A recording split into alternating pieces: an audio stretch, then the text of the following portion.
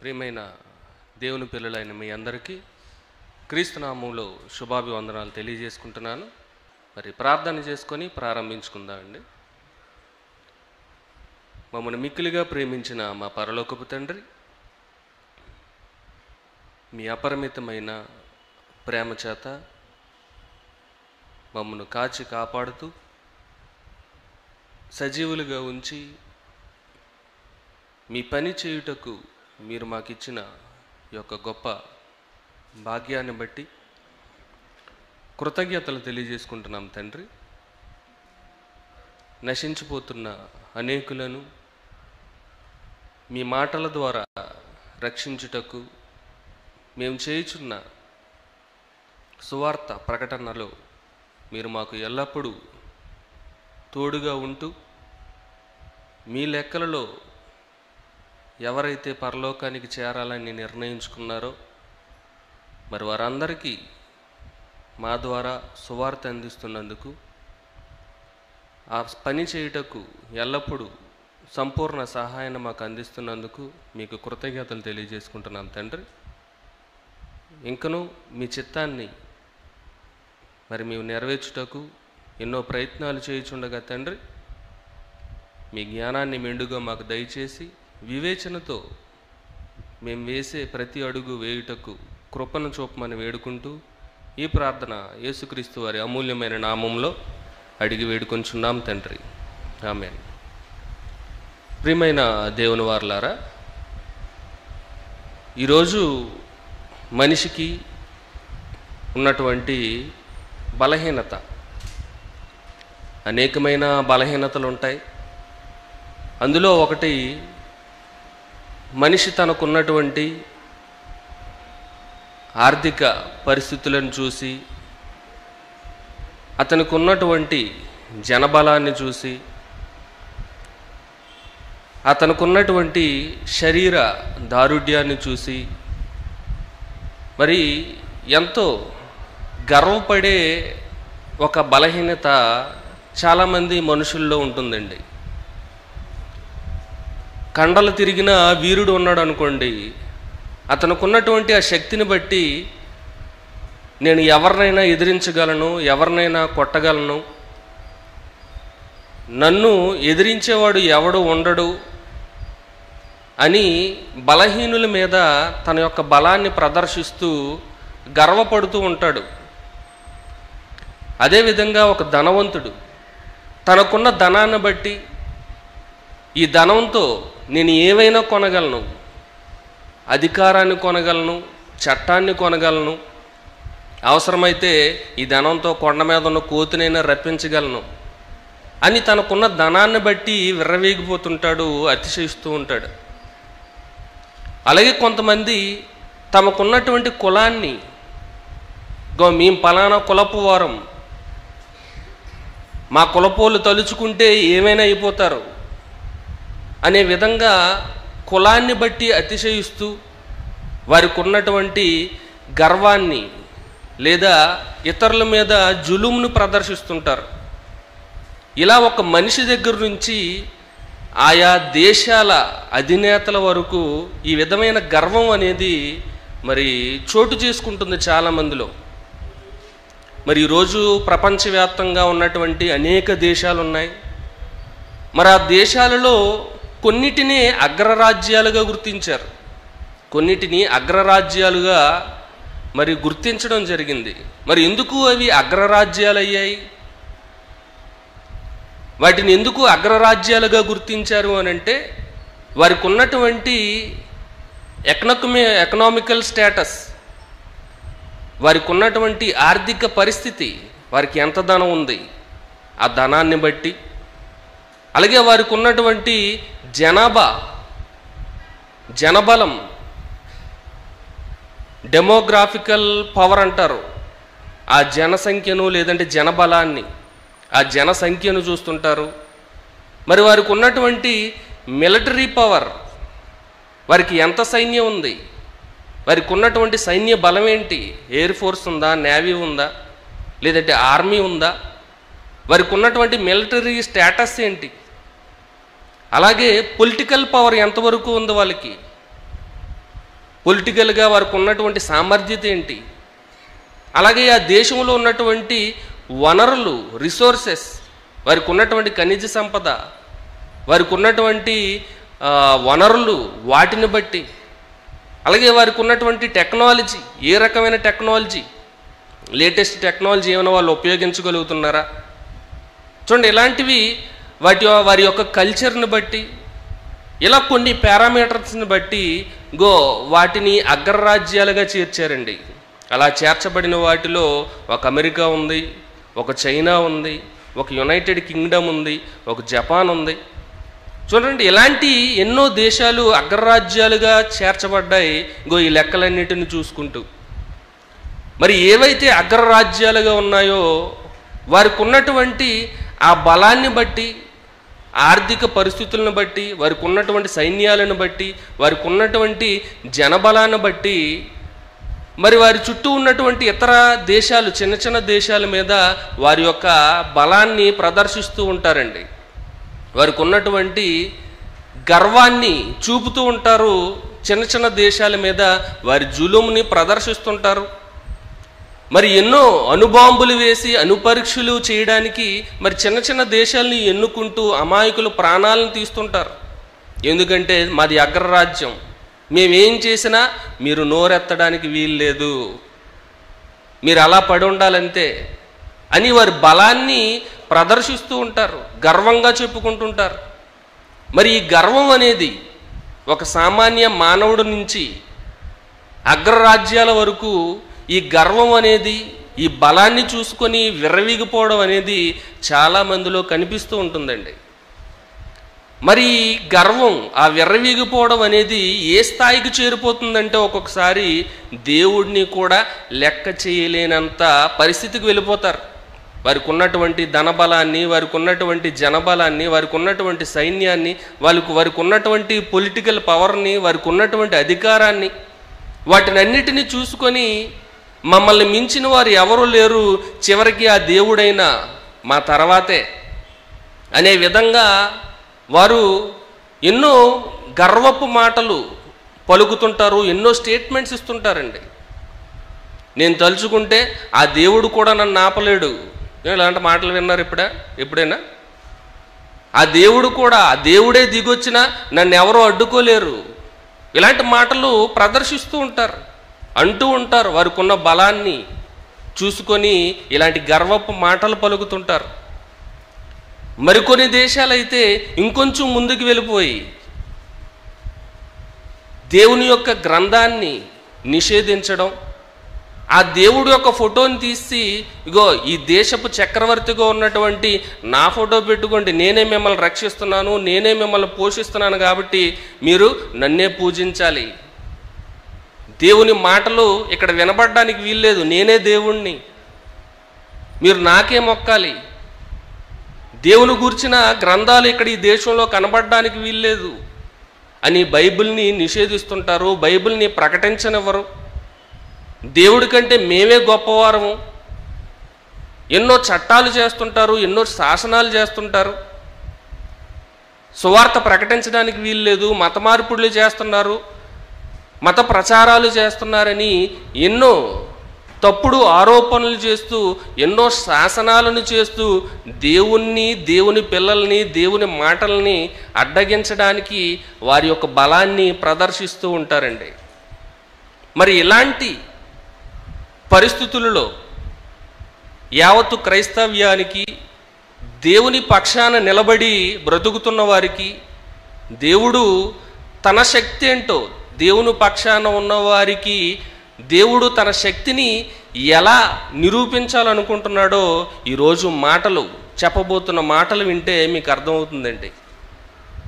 లోకమంతా వారికి ఉన్నటువంటి శక్తి సామర్థ్యాలను, ధనం చూసి, జనాన్ని చూసి, వారికి ఉన్నటువంటి అంగబలాన్ని చూసి, సైన్యాలను చూసి, వారికి ఉన్న వివిధ రకాల బలగాలను చూసి మరి బలిసి వాళ్ళు నానా మాటలు మాట్లాడుతుంటే, అలా మాట్లాడి దేవుని చేతిలో నష్టపోయిన వారి చరిత్ర మన కొరకు దేవుడు బైబిల్ గ్రంథంలో వ్రాయించాడండి.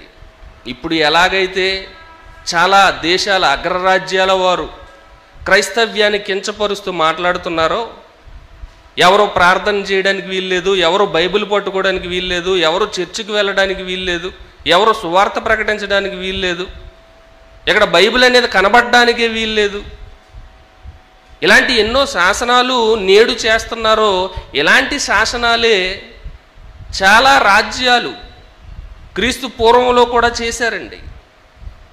అలాంటి వారి చరిత్రను మనం ఒకసారి జ్ఞాపకం చేసుకుంటే, నేడు ఎలాంటి ప్రగల్భాలు పలికి దేవుని కంటే గొప్పవారం అనుకొని దేవుని గురించే శాసనాలు చేసే రాజ్యాలు భవిష్యత్తులో ఏమైపోబోతున్నాయో అనేది మనం అర్థం చేసుకోగలం. మరి క్రీస్తు పూర్వం మరి ప్రపంచాన్ని పరిపాలించినటువంటి మహా సామ్రాజ్యాల గురించి మనకు తెలుసు. ఆ సామ్రాజ్యాలలో బబులోను మహాసామ్రాజ్యం ఒకటండి. మరి అది క్రీస్తు పూర్వం 606 నుంచి 539 సంవత్సరం వరకు పరిపాలించింది. మరి అందులో నెబుకద్నెజర్ అనే చక్రవర్తి మరి ఒక శాసనాన్ని జారీ చేయడం జరిగింది. మరి ఆ శాసనం ఏంటో ఒకసారి చూద్దాం. దానియేలు గ్రంథం 3వ అధ్యాయం. దానియేలు గ్రంథం 3వ అధ్యాయం మొదటి వచనం చదువుకుందామండి. దానియేలు గ్రంథం 3వ అధ్యాయం మొదటి వచనం. రాజగు నెబుకద్నెజరు బంగారు ప్రతిమ ఒకటి చేయించి బబులోను దేశములోని దోరాయను మైదానములో దానిని నిలవబెట్టించెను. అది 60 మూరల ఎత్తును 6 మూరల వెడల్పునై ఉండెను. చూడండి, ఇక్కడ ఒక బంగారు ప్రతిమ ఒకటి నెబుకద్నెజరు గారు చేయించారంట. దాని యొక్క ఎత్తు వైశాల్యం కూడా చెప్తున్నారు. అంటే చాలా ఎత్తైన ఒక ప్రతిమ. మరి ఆ ప్రతిమను గురించి ఏం చెప్తున్నారో 4వ వచనంలో చూడండి. 4వ వచనం, ఇట్లుండగా ఒక దూత చాటించినది ఏమనగా, జనులారా, దేశస్థులారా, ఆయా భాషలు మాట్లాడువారులారా, మీకు ఆజ్ఞ ఇచ్చుచున్నాను. ఏమనగా, బాకా, పిల్లంగ్రోవి, పెద్ద వీణే, సింఫోనియా, వీణే, విపంచిక, సకల విధములగు వాద్య ధ్వనులను మీకు వినబడినప్పుడు రాజగు నెబుకద్నెజరు నిలవబెట్టించిన బంగారు ప్రతిమ ఎదుట సాగిలపడి నమస్కరించుడి. సాగిలపడి నమస్కరింపని వాడు ఎవడో వాడు మండుచున్న అగ్నిగుండములో తక్షణమే వేయబడును. చూడండి, ఒక ప్రతిమను చేయించాడంట. ఆ ప్రతిమకు మీరు మొక్కాలి, సాష్టాంగ నమస్కారం చేయాలి, సాగిలి పడిపోవాలి. ఎవరైతే సాగిలి పడరో, ఆ ప్రతిమకు మొక్కరో వారిని ఏం చెయ్యాలని శాసనం జారీ చేశారండి? ఏం చేయాలని? మండుచున్న అగ్నిగుండములో తక్షణం వేసేయాలంట, వెంటనే. చూడండి ఎలాంటి శాసనం! ప్రపంచాన్ని పరిపాలించిన చక్రవర్తి అండి. ఇప్పుడు ఉన్నటువంటి అగ్రరాజ్యాలు కేవలం ఒక దేశానికి చెందినవే.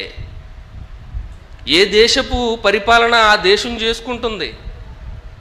ప్రపంచాన్ని పరిపాలించే రాజ్యాలు ఇప్పుడు లేవు. ఎవరి దేశం వారిదే, ఎవరి చట్టాలు వారివే, ఎవరి పరిపాలన వారిదే. కానీ అప్పుడు క్రీస్తు పూర్వం బబులోను మహాసామ్రాజ్యం అంటే ఒక దేశానికి మాత్రమే చెందినది కాదు, యావత్తు ప్రపంచంలో ఉన్నటువంటి ప్రతి దేశాన్ని పరిపాలించిన సామ్రాజ్యం అది. అందుకే దాన్ని మహాసామ్రాజ్యం, కింగ్డమ్ అన్నారు. మహాసామ్రాజ్యం అది. అలాంటి మహాసామ్రాజ్యంలో ప్రపంచవ్యాప్తంగా ఎవరైతే ఉన్నారో వాళ్ళంతా ఆ ప్రతిమకు నమస్కరించాలి, సాష్టాంగపడాలి.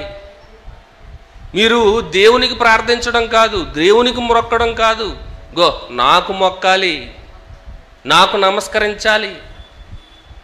కొన్ని దేశాల అగ్రరాజ్యాలు ఆ మధ్యకాలంలో ఎలాగైతే ప్రకటించాయో, మీ రక్షకుడిని నేనే, దేవుడు ఫోటోని తీసి నా ఫోటో పెట్టుకోండి, నాకు మొక్కండి, నాకు ప్రార్థన చేయండి, నన్ను అడగండి అని ఎలాగైతే చెప్పిందో అదే సిచ్యువేషన్ మనకి క్రీస్తు పూర్వంలో కూడా కనబడుతుంది. మరి ఇక్కడ కూడా అదే శాసనం బయలుదేరింది. మొక్కాలి ఈ ప్రతిమకు, ఎవరు మొక్కకపోయినా వారిని అగ్నిగుండంలో పడేస్తామని ఆ రాజుకున్నటువంటి బలాన్ని, అతనుకున్నటువంటి ఆర్థిక పరిస్థితుల్ని, అతడుకున్నటువంటి శక్తి సామర్థ్యాలను ఆధారం చేసుకొని నేను దేవుని కంటే గొప్పవాడును, నాకేం మొక్కాలి అనే విధంగా తన గర్వాన్ని ప్రదర్శించుకోవడానికి ఆ రోజు ప్రయత్నం చేశాడండి. కానీ చివరికి ఏమైపోయిందో తెలుసా? ఏం జరిగిందో చూడండి. 4వ అధ్యాయంలో దానియేలు గ్రంథం 4వ అధ్యాయం 10 నుంచి 16 వచనాలు చూడండి. నేను నా పడక మీద పరుండి ఉండగా నాకు ఈ దర్శనములు కలిగెను. నేను చూడగా భూమి మధ్యను మిగుల ఎత్తుగల ఒక చెట్టు కనబడెను. ఆ చెట్టు వృద్ధి పొంది బ్రహ్మాండమైన దాయను. దాని పై కొమ్మలు ఆకాశమున కంటున్నంత ఎత్తుగాను, దాని ఆకారము భూతలమంత విశాలముగాను ఉండెను. దాని ఆకులు సొగసుగాను, దాని పండ్లు విస్తారముగాను కనబడెను. అందులో సమస్త జీవకోట్లకు చాలునంత ఆహారం ఉండెను. దాని నీడను అడవి జంతువులు పండుకొనెను. దాని కొమ్మలలో ఆకాశ పక్షులు కూర్చుండెను. సకల మనుషులకు చాలునంత ఆహారము దాని యందుండెను. చూడండి, ఒక కల కన్నారంట. ఏ చక్రవర్తి అయితే నాకు మ్రొక్కండి, నేనే దేవుణ్ణి అని తనను తాను హెచ్చించుకొని శాసనాలు చేశారో ఆ రాజుకి, ఆ చక్రవర్తికి ఒక కల వచ్చిందంటండి. ఆ కలలో మహావృక్షం కనబడిందంట. ఆ వృక్షం యొక్క వైశాల్యం భూమి అంతటా విస్తరించిందంట. అది చాలా ఆకాశాన్నంటే అంతటి ఎత్తుగా ఉన్నాయంట. చూడండి, అందులో సమస్త జీవకోట్లకు చాలునంత ఆహారం ఉంది. అందులో పక్షులు, పశువులు అన్నీ తలదాచుకుంటున్నాయి. చూడండి, మనుషులందరికీ సరిపడవనంత ఆహారం ఉందంట. మరి ఏంటి కలభావం? దాని గురించి చెప్తున్నాడు చూడండి. అదే అధ్యాయము 22వ వచనంలో, అదే అధ్యాయము 22వ వచనంలో చెప్తున్నారు చూడండి. దాని యొక్క భావం ఏంటో. రాజా, ఆ చెట్టు నిన్ను సూచించుచున్నది. చూడండి, ఆ చెట్టు నెబుకద్నెజరు చక్రవర్తిని సూచిస్తుందంట, ప్రపంచాన్ని పరిపాలించిన చక్రవర్తి. మరి ఆ చెట్టు నిన్ను సూచించుచున్నది. నీవు వృద్ధి పొంది మహాబలము గలవాడవైతివి. నీ ప్రభావము వృద్ధునుంది, ఆకాశమంత ఎత్తాయను. నీ ప్రభుత్వము లోకమంతటా వ్యాపించి ఉన్నది. చెట్టును నరుకుము, దాని నాశనము చేయము, గాని దాని మొద్దును భూమిలో ఉండనిమ్ము. ఇనుమును ఇత్తడిని కలిసిన కట్టుతో 7 కాలములు గడుచు వరకు పొలములోని పచ్చికలో దాన్ని కట్టించి ఆకాశమంచునకు తడవనిచ్చి పశువులతో పాలు పొందనిమ్మని జాగరూకుడు ఒక పరిశుద్ధుడు పరలోకం నుండి దిగివచ్చి ప్రకటించుట నువ్వు వింటివి కదా. రాజా, ఈ దర్శన భావమేమనగా, సర్వోన్నతుడకు దేవుడు రాజునగు నా ఏలినవాని గూర్చి చెప్పిన తీర్మానమేదనగా, తమ యొద్ద నుండకుండా మనుషులు నిన్ను తరుముదురు. నీవు అడవి జంతువుల మధ్య నివాసము చేయుచు పశువుల వలె గడ్డి తినేదవు. ఆకాశపు మంచు నీ మీద పడి నిన్ను తడుపును. సర్వోన్నతుడగు దేవుడు మానవులు రాజ్యం పైన అధికారి అయి ఉన్నాడని తాను ఎవనికి దాన్ని అనుగ్రహింప నిశ్చయించునో వానికి అనుగ్రహించునని నీవు తెలుసుకుని వరకు 7 కాలములు నీకు ఇలాగ జరుగును. చూడండి, ఏమైపోయింది? తనకున్న బలాన్ని, తనకున్నటువంటి ప్రాచుర్యాన్ని, తనకున్నటువంటి సమస్త విధములైన బలాన్ని చూసుకొని విర్రవీగిపోయాడు. చూసారా? గర్వపడ్డాడు. చూసారా? తన అభివృద్ధిని చూసుకొని, తనకున్నటువంటి సైన్యాలను చూసుకొని మరి నోరు పారేసుకున్నందుకు దేవుడు విధించిన శిక్ష ఏంటండి? పశువు వలె. ఏ ప్రజలైతే కీర్తించారో, ఏ ప్రజలైతే అతని ప్రతిమకు మొక్కారో, ఏ ప్రజలైతే ఆయన్ని కొనియాడారో అదే ప్రజలు ఏం చేశారండి? తరిమి కొట్టారంట. వారి మధ్యన ఉండకుండా తరిమి కొట్టారంట. పశువు వలె పశువు వలె గడ్డి తినేటట్టుగా చేశాడంట. పశువు వలె గడ్డి తినేదవు, ఆకాశపు మంచు నీ మీద పడి నిన్ను తడుపును. చూడండి, ప్రపంచాన్ని పరిపాలిస్తున్నాను కదా అని చెప్పి విర్రవీగిపోయిన అతని పరిస్థితి ఎంత దారుణంగా మారిపోయిందో. ఈరోజు గర్వపడుతున్న ప్రతి ఒక్కరూ, అది ఇండివిజువల్ పర్సన్ అయినా, లేదా ఒక దేశమైనా, లేదా అగ్రరాజ్యమైనా, దేవుని కంటే గొప్పగా హెచ్చించుకొని వారికి ఉన్నటువంటి బలాన్ని బలగాన్ని చూసుకొని విర్రవీగిపోతే, దేవుని ప్రజలపైన, దేవుని పిల్లల మీద, దేవుని గ్రంథం మీద శాసనాలు చేయాలని ఆలోచన చేస్తే వారి భవిష్యత్తు ఇలాగే ఉండబోతుంది. ఇది చరిత్ర చెప్పిన సాక్ష్యం. ఇది యావత్తు ప్రపంచ రాజ్యాలకు ఆధారం. ఇది చూడండి, ఈ శాసనాలు వారికి తెలియదు పాపం. దేవుణ్ణి ఎదిరించిన వారి గతి, ప్రపంచాన్ని పరిపాలించిన సామ్రాజ్యం గతే అలా అయిపోతే, నేను ఆఫ్టర్ ఆల్ ఒక దేశాన్ని కలిగిన వాడిని, నాకున్నటువంటి జనసంఖ్య ప్రపంచ దేశాల సంఖ్యలతో పోలిస్తే చాలా తక్కువ, అతనికి ఉన్నటువంటి ఆర్థిక పరిస్థితి చాలా తక్కువ, నేనేమైపోతాను అనే ఆలోచన ప్రతి దేశానికి కలగాలండి. అందుకే ఈ మాటలు దేవుడు బైబిల్ గ్రంథమందు వ్రాయించాడు. ప్రతి దేశంలో ఉన్నవారు దీన్ని తెలుసుకోవాలని ఆయా దేశ భాషలన్నిటిలోనూ దేవుడు వాక్యాన్ని వ్రాయించారు, తర్జుమా చేయించారు తన భక్తుల ద్వారా ఏర్పరచుకొని. అందరూ తెలుసుకోవాలి దేవుని శాసనాలను.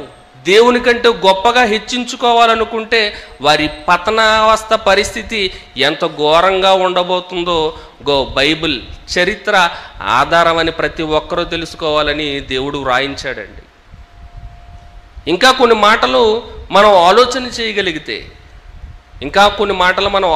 చేయగలిగితే దేవుడు ఒక అద్భుతమైన మాటను వ్రాయించారు అపోస్తలుడైన పౌలు గారి ద్వారా. చూద్దాం ఒక మాట. కొరింథీయులకు రాసిన మొదటి పత్రిక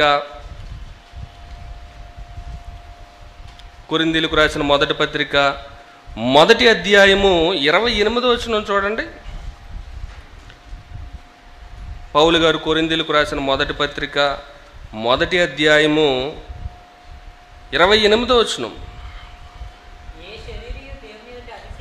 చూడండి. ఏ శరీరియు దేవుని ఎదుట అతిశయింపకుండునట్లు. ఏ శరీరియు అని అంటున్నాడు చూడండి. సామాన్య మానవుడి నుంచి దేశాలు, దేశాది నేతలు, అగ్రరాజ్యాల వరకు అందరూ శరీరులే.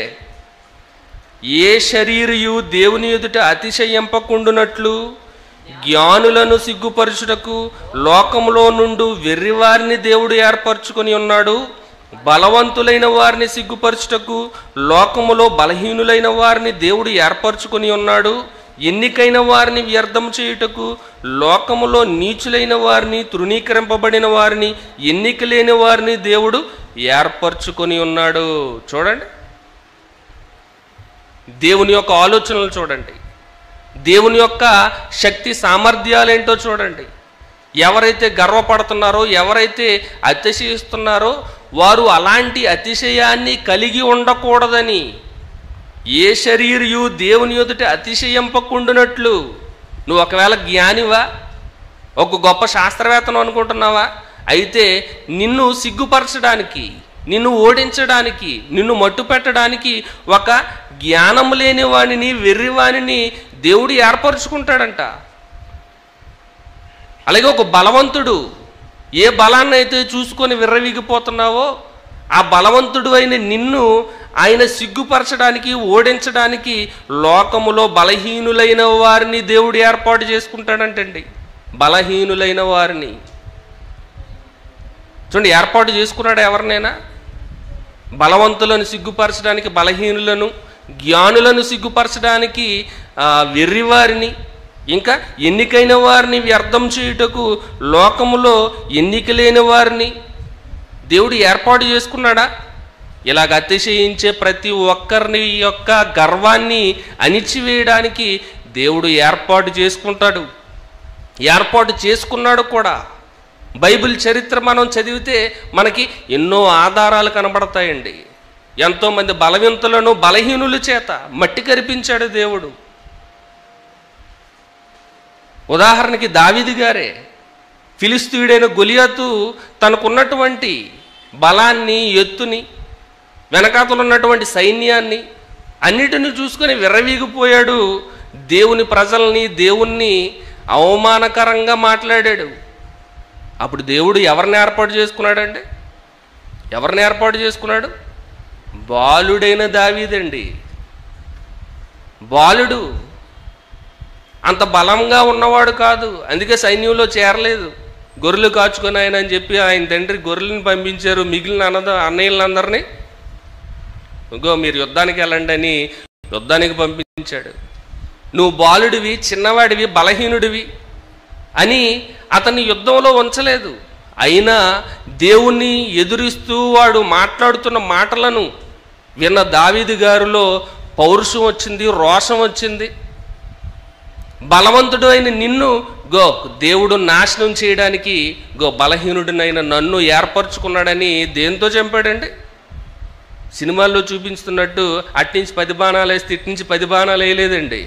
లేదంటే కత్తి పట్టుకుని యుద్ధం చేయలేదు. ఏం చేశాడు? చిన్న రాయితో అతన్ని, ఆ ఫిలిస్తీయుడిని గొలియాతును ఒకే ఒక్క రాయితో కొట్టుపడేశాడండి. బలవంతులను సిగ్గుపరచడానికి బలహీనులను దేవుడు ఏర్పాటు చేసుకుంటాడు. అదేవిధంగా ఒక గిద్యోను గారి సందర్భం. ఆయన మిద్యానీయులు, అమాలేకీయులు, తూర్పు దేశపు వారు మరి ముగ్గురు ఏకమైపోయారండి. మరి అలాంటి వారితో యుద్ధం చేయవలసిన పరిస్థితి ఏర్పడినప్పుడు గిద్యోను గారు ఎంతమందితో బయలుదేరారండి యుద్ధానికి? ఎంతమందితో బయలుదేరారు? కేవలం 300 మంది. కేవలం 300 మందే. మరి వారి సైన్యం ఎలా ఉన్నారు చూడండి ఒకసారి. న్యాయాధిపతుల గ్రంథం 7వ అధ్యాయం.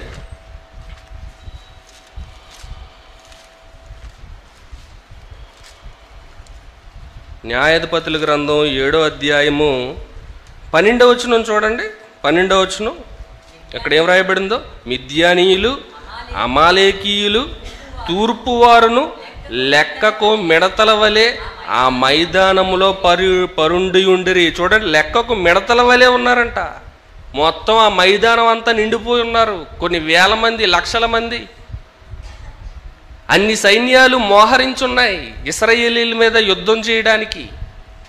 అప్పుడు గిద్యోను గారు ఎంతమందితో బయలుదేరారు? ఎంతమందితో బయలుదేరారు? కేవలం 300 మంది మాత్రమే. లెక్కకు విస్తారమైన మిడతల వలె ఉన్నారంట, సైన్యాల వలె. లక్షల మందిని ఓడించడానికి కేవలం 300 మందే వెళ్ళారు ఆ యుద్ధానికి. ఆ తర్వాత చూడండి, ఒక కళ వచ్చిందంట ఒక అతనికి. ఆ కళను మరి గిద్యోను గారికి చెప్తున్నారు చూడండి. 13వ వచనంలో, గిద్యోను వచ్చినప్పుడు ఒకడు తాను కనిన కలను తన చెలికానికి వివరించుండెను. ఇట్లనగా, నేను ఒక కలగంటిని, అదేమనగా యవల రొట్టె ఒకటి మిద్యానీయుల దండులోనికి దొర్లి ఒక గుడారమునకు వచ్చి దాన్ని పడగొట్టి తలక్రిందు చేసినప్పుడు ఆ గుడారం పడిపోయేనని చెప్పాను. చూడండి, దాని అర్థం ఏంటంట? దాని అర్థం ఏంటి? అందుకు వాని చెలికాడు, అది ఇశ్రాయేలీయుడైన యోవాషు కుమారుడకు గిద్యోను ఖడ్గమే గాని మరేమీ కాదు. దేవుడు మిద్యానీయులను ఈ దండంతటిని అతని చేతికి అప్పగింపబోచున్నాడని ఉత్తరం ఇచ్చాను. చూడండి, దేనితో పోల్చాడు? ఒక చిన్న యవల రొట్టె దొర్లుకుంటూ వచ్చి గుడారం దగ్గర పడిందంట. గుడారం మొత్తం కూలిపోయిందంట. చిన్న యవల రొట్టె ఏముంటుందండి? రొట్టె అంటే సైజు, గుడారాన్ని కూల్చేంతటి శక్తి దానికి ఉంటుందా? ఒక రొట్టెకు గుడారాన్ని కూల్చివేసేటంతటి శక్తి ఉంటుందా? ఉండదు. గట్టిగా గాలి వస్తే ఎగిరిపోద్ది ఆ రొట్టె.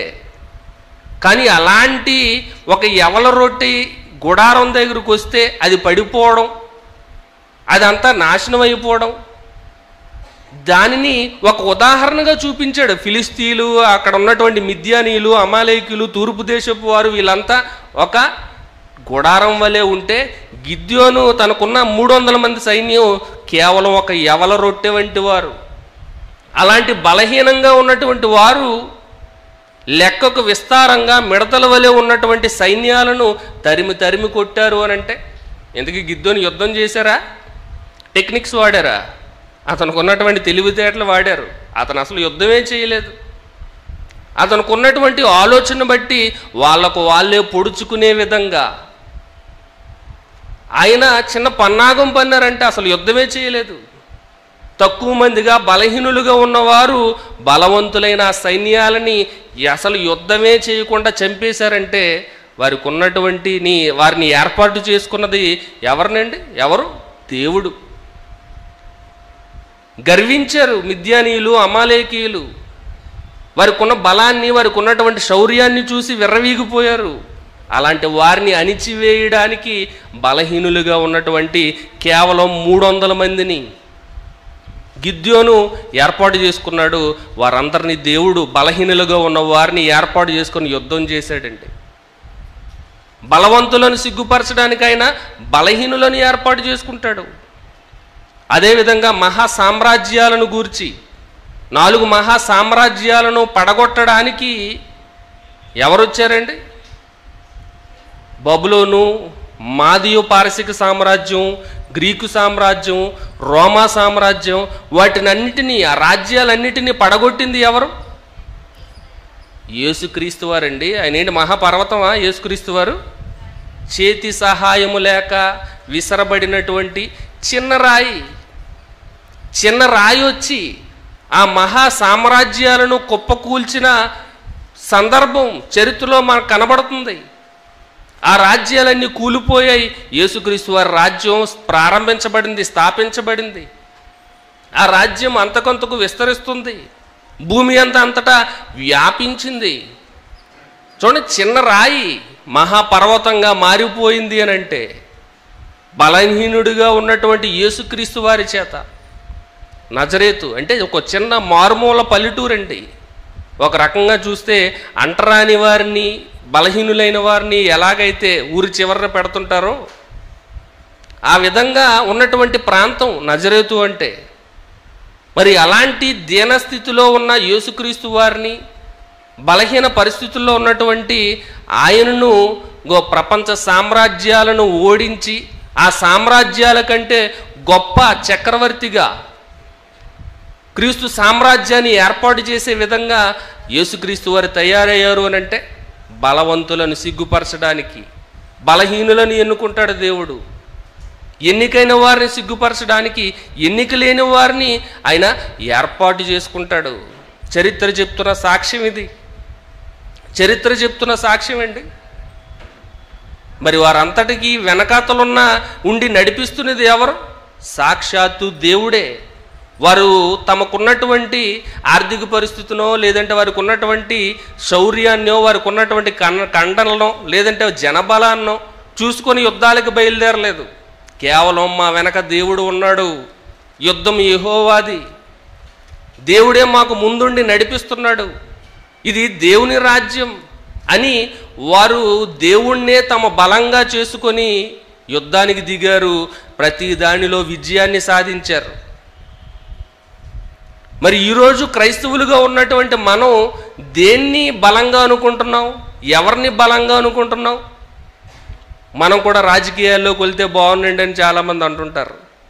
మనం కూడా డబ్బులు కూడబెట్టుకొని ధనవంతులు అయిపోయి మనం శాసనాలు చేద్దామండి అని అంటుంటారు. మనం కూడా పార్లమెంట్లోకి వెళ్ళిపోయి మరి కొత్త కొత్త చట్టాలు తీసుకొద్దామని అంటుంటారు. చూడండి, ఇలాంటి ఎన్నో బైబిల్కి విరుద్ధమైనటువంటి ఆలోచనలు ఈరోజు ఎంతోమంది చేస్తుంటారు, కానీ అవి ఫలించట్లేదండి. అవి ఫలించవు. ఎందుకంటే దేవుణ్ణి కాదనుకొని మనం ఏ ఆలోచన తీసుకున్నా, ఎలాంటి స్టెప్ తీసుకున్నా అది నెరవేరదు. ఒకవేళ నెరవేరింది అని అంటే దాని వెనకాతల సైతానుగడ హస్తం ఏదో ఉందని మనం భావించవలసిందే. చరిత్ర చెప్తుంది. ఒక మాట చూద్దామండి ఒకసారి. హబక్కూకు గ్రంథం 3వ అధ్యాయం. హబక్కూకు గ్రంథం 3వ అధ్యాయము 19వ వచనం చూడండి. హబక్కూకు గ్రంథం 3వ అధ్యాయము 19 చూడండి. అక్కడ ఏం రాయబడిందో,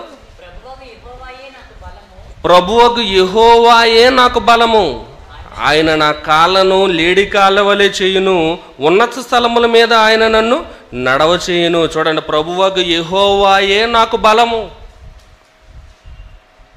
ఈ సృష్టికర్త అయిన దేవుడే మనకు బలంగా ఉంటే మనల్ని ఎవరు ఏం చేయగలరు చెప్పండి? లోకం దృష్టిలో మన వెనకాతలు ఏమీ లేనివారుగా మనం ఉండొచ్చు, కనబడొచ్చు.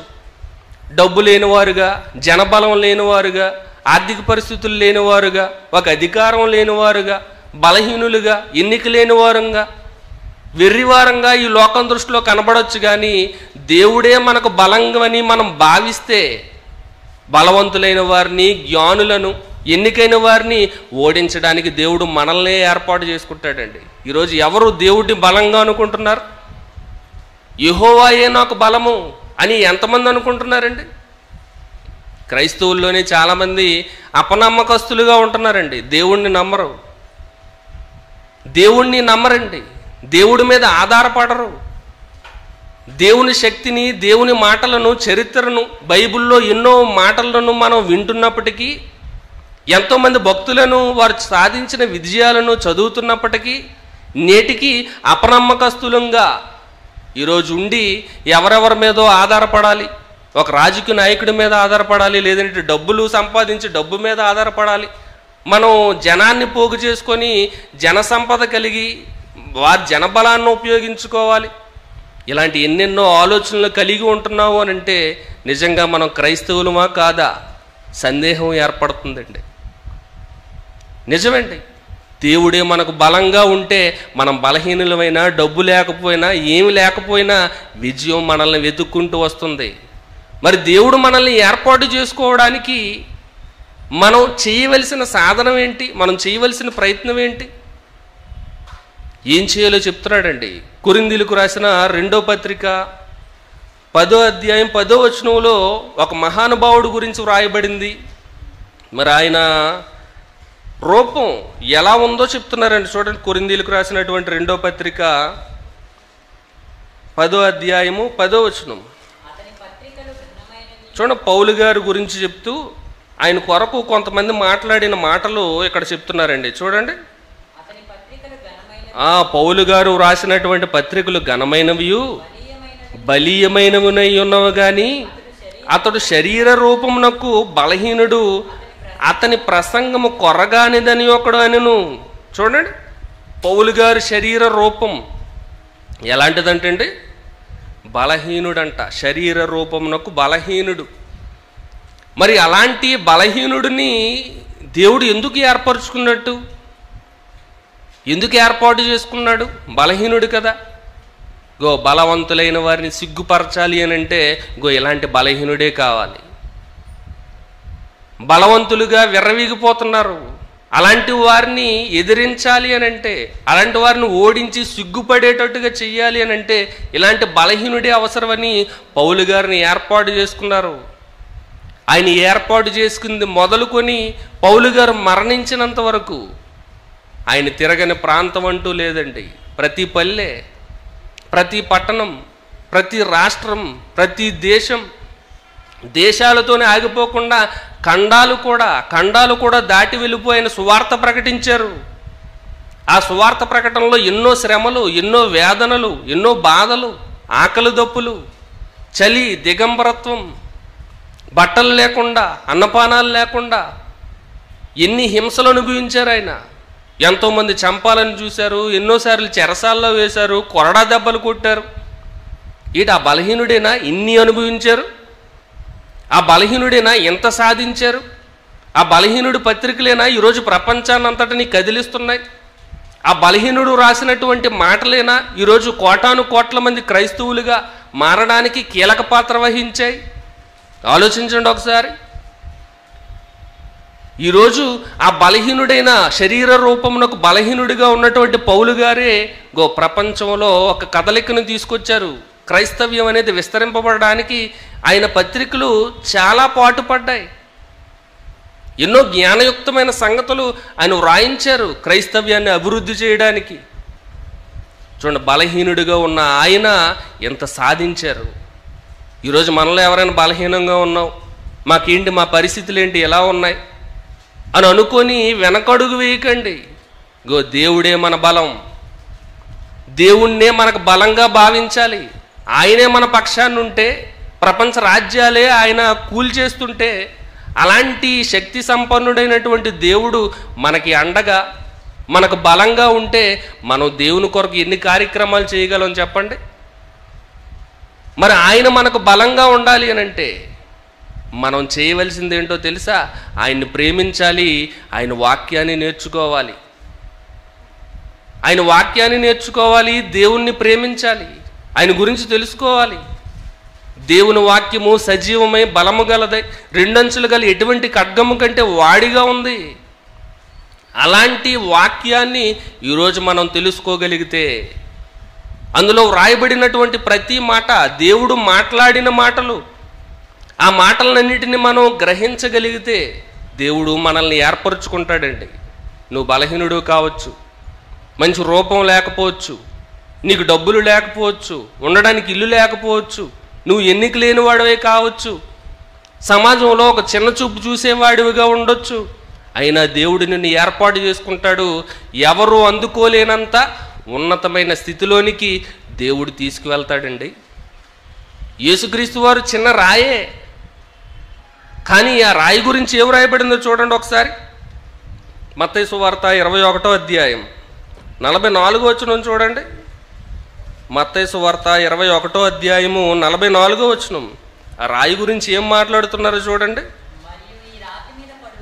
మరియు ఈ రాతి మీద పడువాడు తునకలైపోవును, అది ఎవరి మీద పడునో వాడిని నలిచేయును. చూడండి, ఈ రాతి మీద పడువాడు తునకలైపోవును. చూడండి, చిన్న రాయి మీద పడితే తునకలైపోతారా? అయిపోతారు అంతే. చిన్న ఎవల రొడ్డు వచ్చి దొర్లిపోయి గుడారం మీద పడితే గుడారం కొలాప్స్ అయిపోద్దా? అయిపోద్ది అంతే. ఎందుకంటే వారికి వెనకాతలు ఉంటున్న దేవుడు గనుక.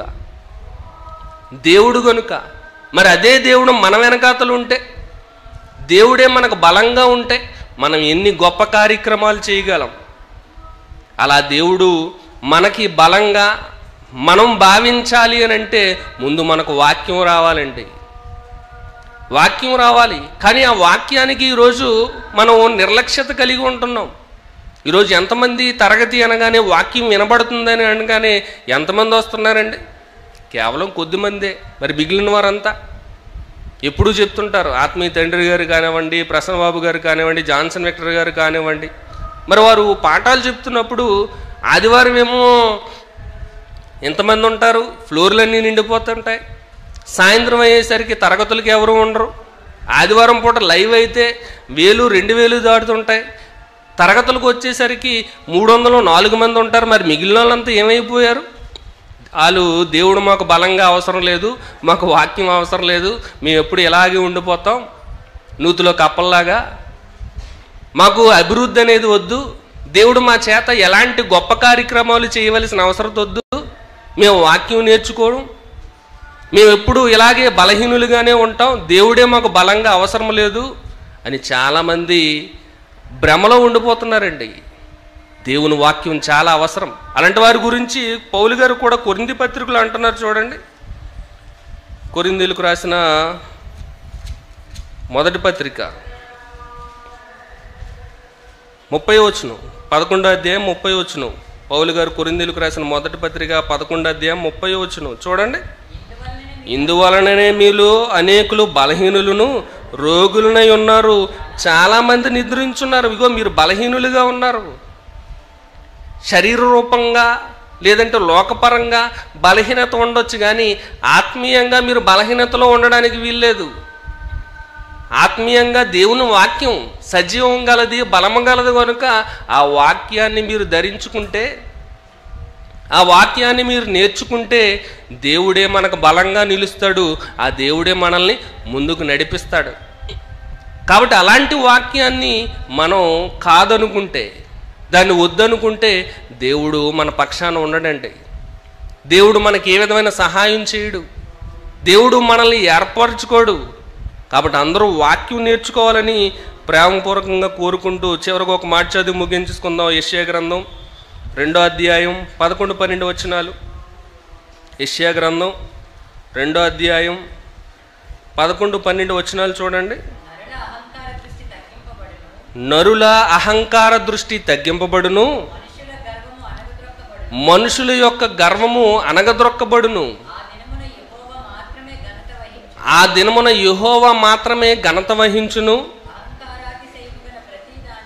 అహంకారాతిశయము గల ప్రతి దానిని, ఔన్నత్యము గల ప్రతి దానిని విమర్శించు దినమొకటి సైన్యములకు అధిపతి యొక్క యెహోవా నియమించును, అవి అనగద్రొక్కబడును.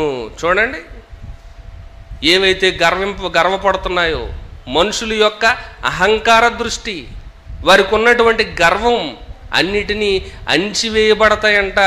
యెహోవా నామమే ఘనతనందును, యెహోవా నామమే ఘనతనందును. చూడండి, కొరింథీ పత్రికలో ఒక మాట ఉంటుంది అండి. చివరిగా మాట చదివి ముగించుకుందాం. కొరింథీలకు రాసిన మొదటి పత్రిక 15:24 చూడండి. ఆ రాజ్యాలు అధికారాలు ఎలాగా అనగద్రొక్కబడతాయో అక్కడ వ్రాయబడిందండి. చూడండి, కొరింథీలకు రాసిన మొదటి పత్రిక 15:24. అటు తర్వాత ఆయన సమస్తమైన ఆధిపత్యమును సమస్తమైన అధికారమును బలమును కొట్టివేసి